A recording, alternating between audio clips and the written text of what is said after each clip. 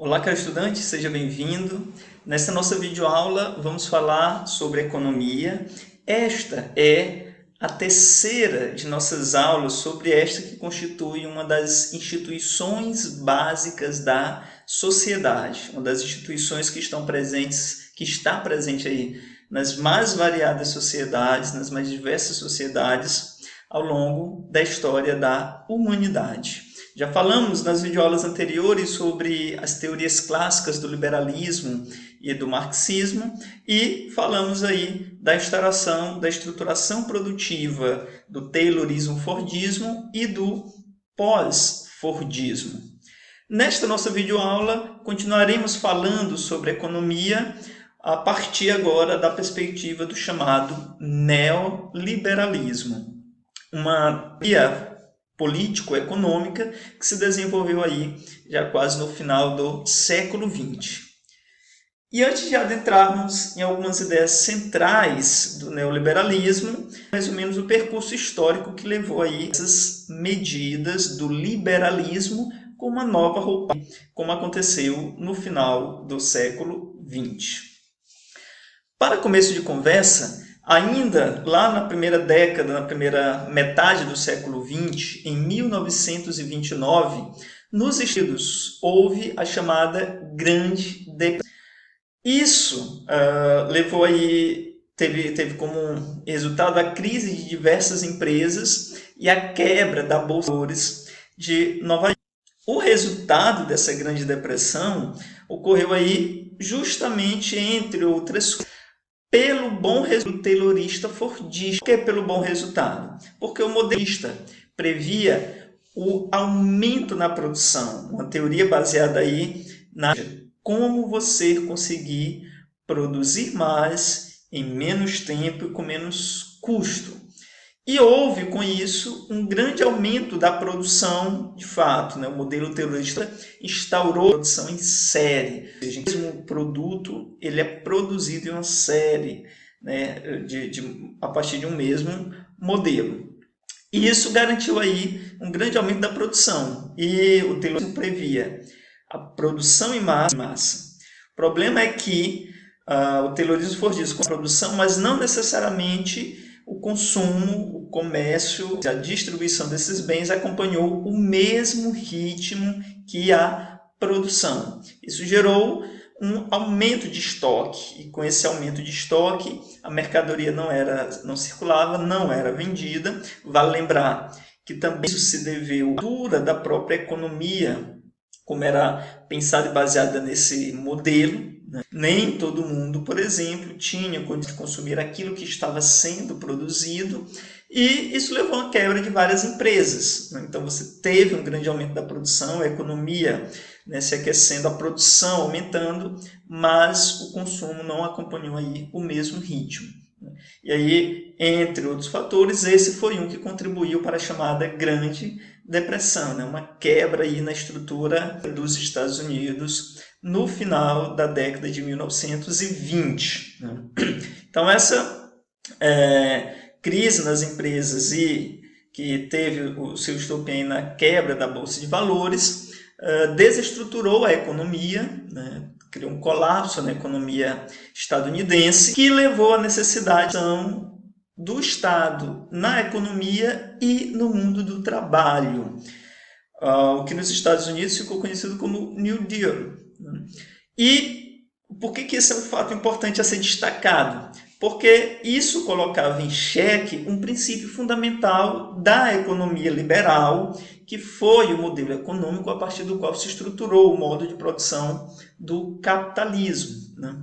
Então, o liberalismo teve suas bases pensadas e sistematizadas por Adam no século XVIII, previa, entre outras coisas, a chamada tese do Estado mínimo. O que significa essa tese? Que quanto menos o Estado intervém na economia, melhor a economia funciona. Então, para a economia do capitalismo, do modo de produção do capitalismo, era fundamental que não houvesse um controle rígido da economia por parte do Estado, mas que permitisse que ela funcionasse por si só como uma espécie de mão invisível, a metáfora utilizada na teoria do liberalismo clássico.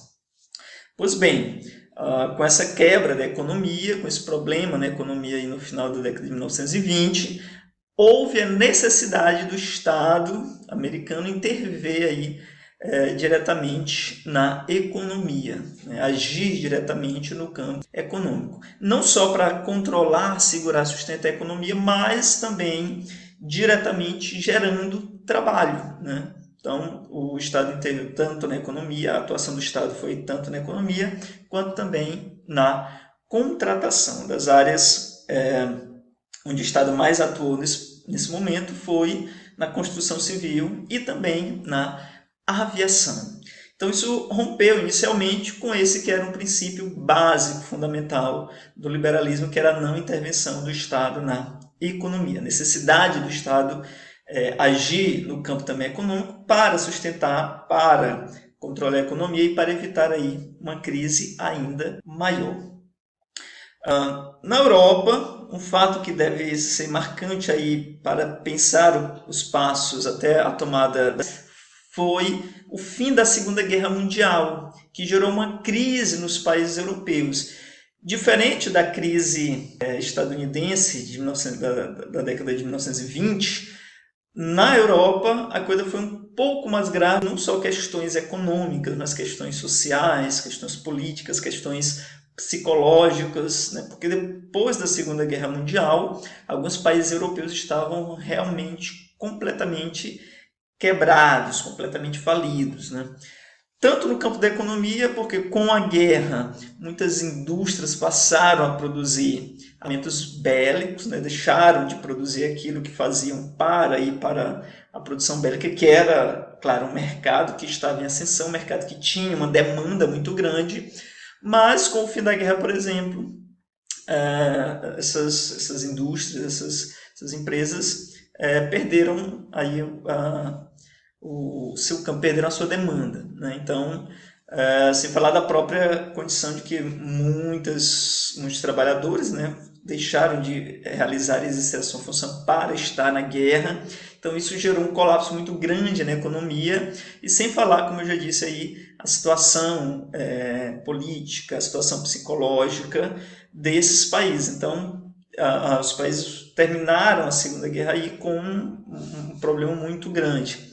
E aí houve também, mais uma vez, a necessidade de intervenção estatal, mais uma vez rompendo com o princípio básico do liberalismo de não intervenção. Só que no caso da Europa, a intervenção, além de ser diretamente na economia e no trabalho, envolveu mais diretamente uma rede de proteção aos trabalhadores.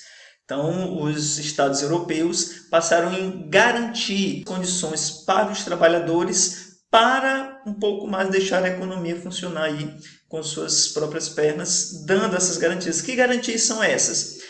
O Estado passou a agir diretamente, garantindo moradia, garantindo acesso à educação, formação, né, de mão de obra, preparação dos trabalhadores, investiu na saúde dos trabalhadores, né, investiu na infraestrutura dos espaços. Então, o Estado europeu criou toda uma rede de proteção e de garantia para que os trabalhadores estivessem bem, né?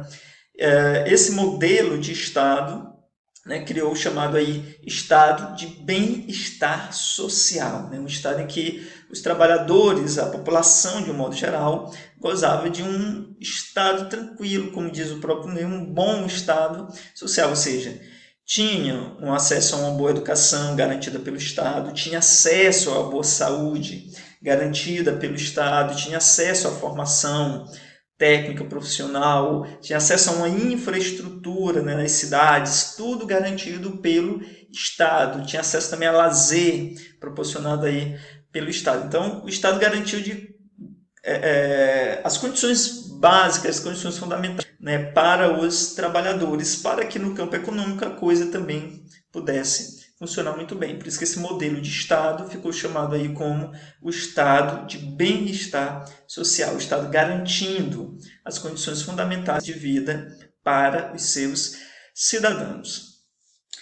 Pois bem, o que tudo isso tem a ver com neoliberalismo, que parece ser justamente o contrário do liberalismo aí, porque nós vemos o Estado agindo na economia, agindo na proteção do trabalhador, né, empregando pessoas, né, oferecendo as condições básicas de sobrevivência. O neoliberalismo vai surgir em decorrência de todo esse processo, porque nas décadas de 70 e 80, os estados começaram a perceber aí, a sentir o gasto que era manter essa estrutura, né? Nos Estados Unidos, né? O Estado sendo aí um dos principais agentes econômicos e por isso tendo que contratar e pagar muita gente. Na Europa, aí toda essa garantia que o Estado garantia, né, para os seus cidadãos, né? Isso gerou muitos gastos, né, pesados gastos para os estados, tanto os Estados Unidos como os estados europeus. E fez com que, na década de 70, na Inglaterra, né, com Margaret Thatcher, e nos Estados Unidos, na década de 80, com Ronald Reagan, os estados começassem a repensar tudo isso que o Estado estava fazendo, tudo isso que o Estado estava garantindo, porque estava sendo oneroso demais para o Estado manter essa estrutura, manter aquilo que ele vinha mantendo desde então. Então, com esses pesados gastos, inicialmente a Inglaterra de Margaret Thatcher e os Estados Unidos de Ronald Reagan começaram a tomar certas medidas que restringiam a atuação do Estado no campo da economia para conseguir manter o Estado. A ideia aqui era tentar manter o Estado, que estava sendo difícil justamente por conta dos pesados gastos garantidos aí pelo New Deal e pelo modelo de Estado de bem-estar social europeu. Foi justamente por conta disso, de o Estado ser considerado oneroso demais, o Estado ter sido considerado muito gastador, que não tinha como ele sustentar aquela estrutura social, política e econômica que vinha sendo mantida aí desde a década de 1930 nos Estados Unidos e desde aí do pós-guerra na Europa. Justamente por conta disso, começaram a ser tomadas, inicialmente nesses dois países, na Inglaterra e nos Estados Unidos, as chamadas medidas neoliberais. Pois bem, o neoliberalismo começa justamente a partir desta situação. E aqui nós temos algumas das características principais do chamado neoliberalismo, né? Por isso, ele é considerado uma teoria político-econômica. Por quê? Porque o neoliberalismo prevê não só uma forma da economia funcionar, mas para que a economia funcione dessa forma, o Estado também precisa adotar certo comportamento ou certas posturas. Ou seja, antes de tudo, é preciso que os Estados reconhecessem a necessidade de estabelecimento desse modelo aí de estruturação e de organização da economia, que os Estados também se posicionassem, assumissem essa postura. Uma vez que o que levou à tomada das medidas neoliberais foi justamente o problema vivido, enfrentado aí pelos estados por terem assumido o funcionamento da economia e as garantias das condições básicas dos trabalhadores para que a economia funcionasse bem. E como o nome sugere, neoliberalismo é uma revitalização, uma retomada, uma nova roupagem dada ao chamado liberalismo clássico, que é o liberalismo lá do século XVIII, como pensado por Adam Smith e vários outros autores desde o século XVIII até o século XIX, e que se tornaram aí as bases tanto do Estado moderno quanto da economia moderna. E aí, com uma nova roupagem, e um dos principais destaques aí é a revitalização da tese do Estado mínimo e a elevação dessa tese do Estado mínimo ao seu grau máximo, ou seja, o máximo possível de atuação aí da tese do Estado mínimo, que é quanto menos o Estado intervém na economia, melhor a economia funciona.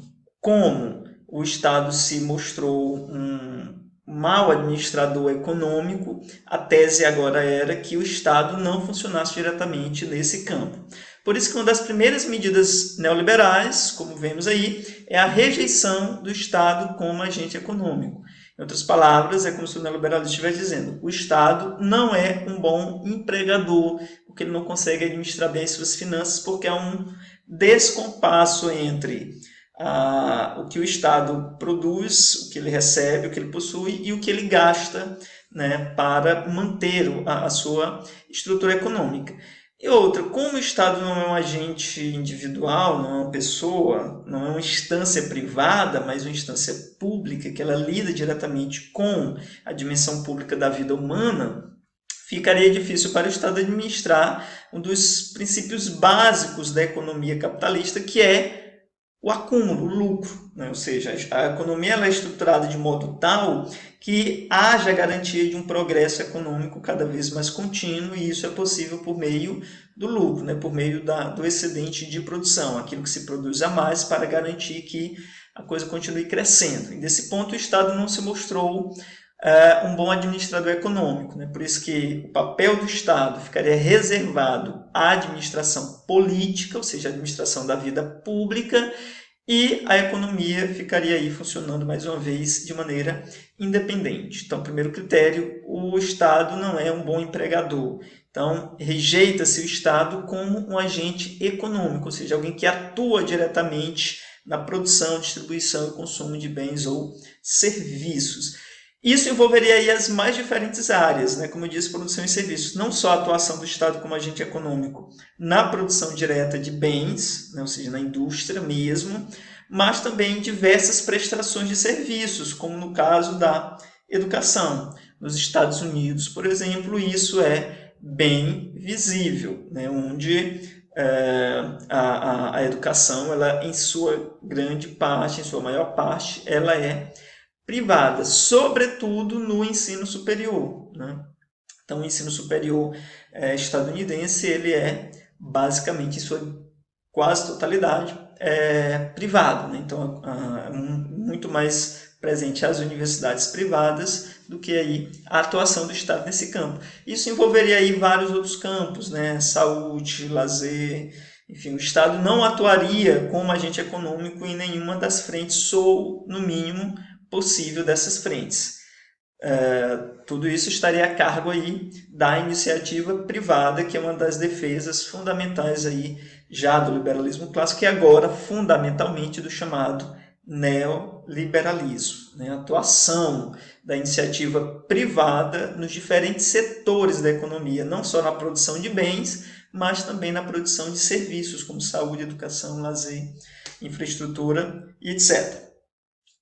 Outra medida neoliberal é a desregulamentação do Estado, ou seja, o Estado não funcionaria como regulador da economia, ou seja, não é o Estado que taxa impostos, não é o Estado que taxa preços, não é o Estado que determina valores salariais, não é o Estado que determinaria a relação de contratação entre patrões e empregados. Isso seria estabelecido no próprio jogo econômico, nas próprias relações econômicas, né? Então, rejeita-se também o Estado como um agente regulador da economia, estabelecendo aí como a economia vai funcionar. Então, o Estado não só não atuaria diretamente no campo da economia, seja na produção de bens, seja na prestação de serviços, como ele também não atuaria regulando como essas coisas vão funcionar, mesmo que a produção estivesse na iniciativa privada, mesmo que a prestação de serviços estivesse na iniciativa privada, não seria o Estado que regularia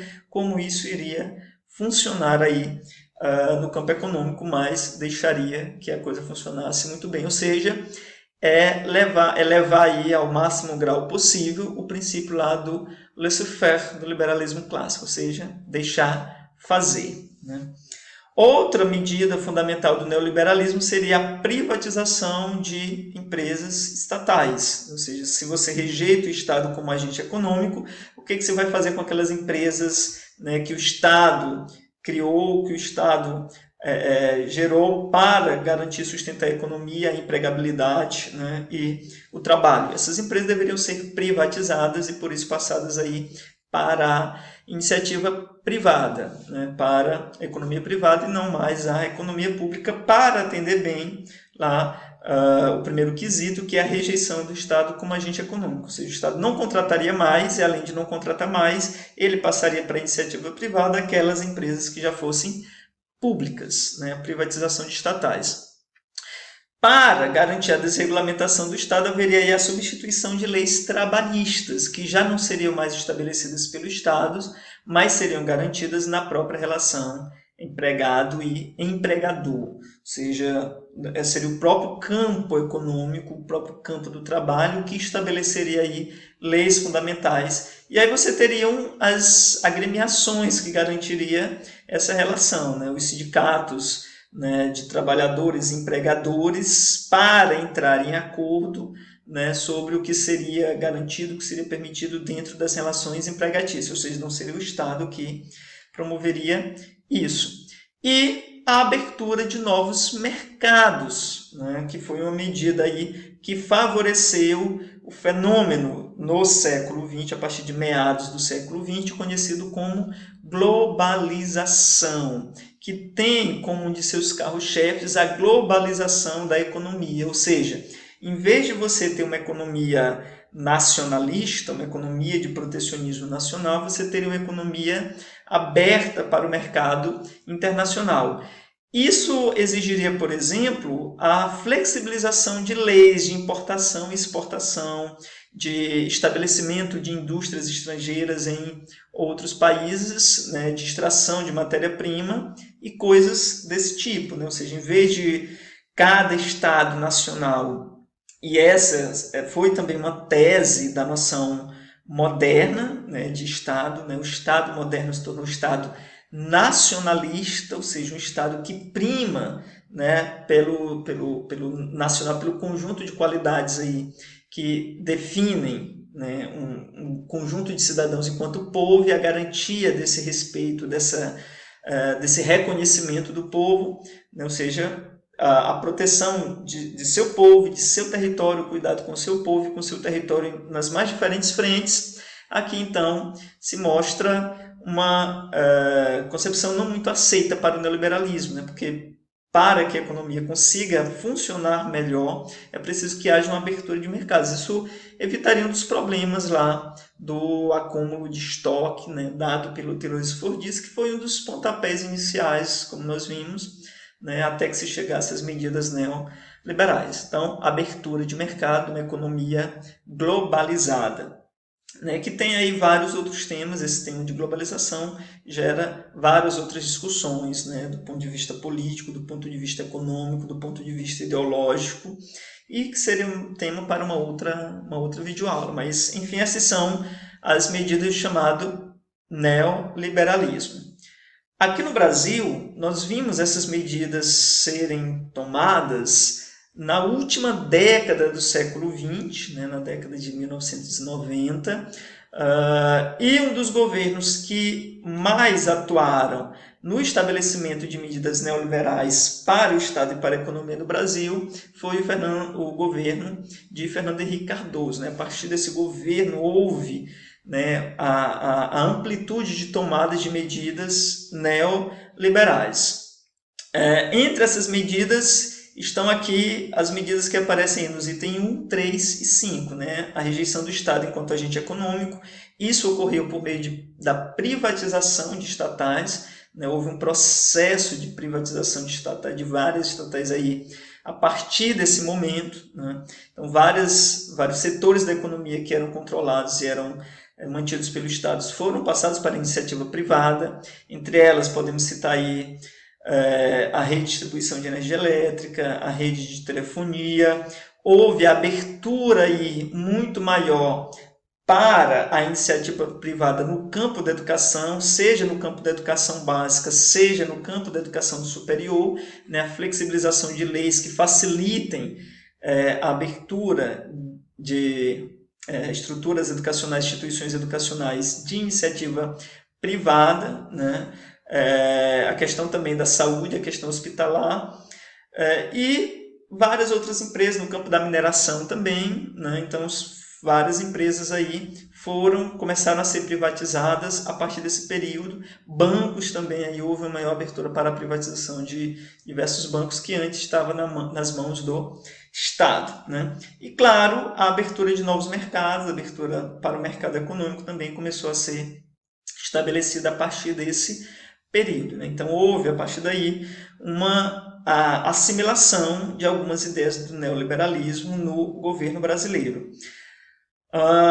Duas frentes que o Estado brasileiro não atua ainda, né? Até os dias atuais ainda não atua do ponto de vista do neoliberalismo. Trata-se da desregulamentação do Estado e da substituição de leis trabalhistas, ou seja, aqui no Brasil o Estado ainda continua sendo agente regulador da economia, né? Ou seja, ainda controla como funciona os juros bancários, né? As taxas de crédito. Isso não está completamente a cargo da iniciativa privada, a taxação de preços, né, de determinados produtos ainda não estão completamente a cargo da iniciativa privada, o Estado ainda regula isso, e as leis trabalhistas, que aqui no Brasil também ainda são estabelecidas pelo Estado, né? Aqui no Brasil nós temos a chamada CLT, a Consolidação das Leis Trabalhistas, em que o Estado estabelece as condições legais aí na relação empregado e empregador. Então essas são duas medidas chamadas neoliberais que ainda não foram completamente assumidas, completamente, veja esse destaque, né? Ainda não foram completamente assumidas aqui no Brasil, embora, né, volta e meia a gente veja ainda uma iniciativa privada atuando também nesses dois campos, né? E só um destaque aí em relação ao último item, que é a abertura de novos mercados. Isso convive ainda na contemporaneidade com um paradoxo fundamental. Ao mesmo tempo que, na perspectiva neoliberal, se defende uma abertura de mercado do campo econômico, isso convive ainda com uma espécie de protecionismo nacionalista, ou seja, os estados e a política social, ela também não se globalizou, né? Então, você tem a perspectiva de uma globalização da economia, de uma economia globalizada, mas isso não acontece concomitantemente com uma globalização da política de leis de garantia de proteção às pessoas, né? Ou seja, os estados, sobretudo aqueles mais desenvolvidos, né, tecnologicamente, querem abrir mercados para a produção, para a economia, mas isso não acontece concomitantemente com uma política que prime o desenvolvimento social, educacional, de maneira global. Ou seja, nós temos uma economia globalizada com uma proteção nacionalista.